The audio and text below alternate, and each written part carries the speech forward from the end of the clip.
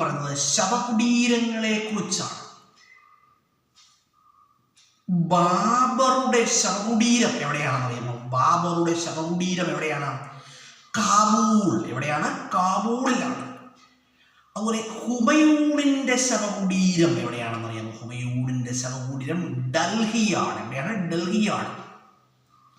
അതുപോലെ തന്നെ അക്ബറുടെ ശവകുടീരം എവിടെയാണ്? അക്ബറുടെ ശവകുടീരം എവിടെയാണ്? അക്ബറുടെ ശവകുടീരം സിക്കന്ദ്ര. എവിടെയാണ്? സിക്കന്ദ്ര. ജഹാംഗീറിന്റെ ശവകുടീരം എവിടെയാണ്? ജഹാംഗീറിന്റെ ശവകുടീരം എന്ന് പറഞ്ഞാൽ എവിടെയാണ്? ലാഹോർ. എവിടെയാണ്? ലാഹോറിലാണ്. അതുപോലെ കാശ്മീർ, ഭൂമിയിൽ ഒരു സ്വർഗമുണ്ടെങ്കിൽ അത് ഇവിടമാണ് എന്ന് കാശ്മീരിനെ വിശേഷിപ്പിച്ചതാരാണ്? ജഹാംഗീറാണ്. ജഹാംഗീറാണ്. അതുപോലെ തന്നെ ഷാജഹാന്റെ ശവകുടീരം എവിടെയാണ്? ഷാജഹാന്റെ ശവകുടീരം ആഗ്രയാണ്. എവിടെയാണ്? ആഗ്രയാണ്. അതുപോലെ തന്നെ ഔറംഗസീബിന്റെ ശവകുടീരം ദൗലത്താബാദ്. എവിടെയാണ്?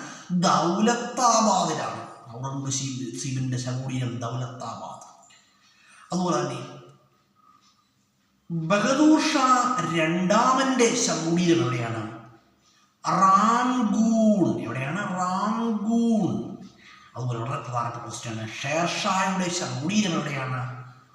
സസാരം. എവിടെയാണ്? സസാരം.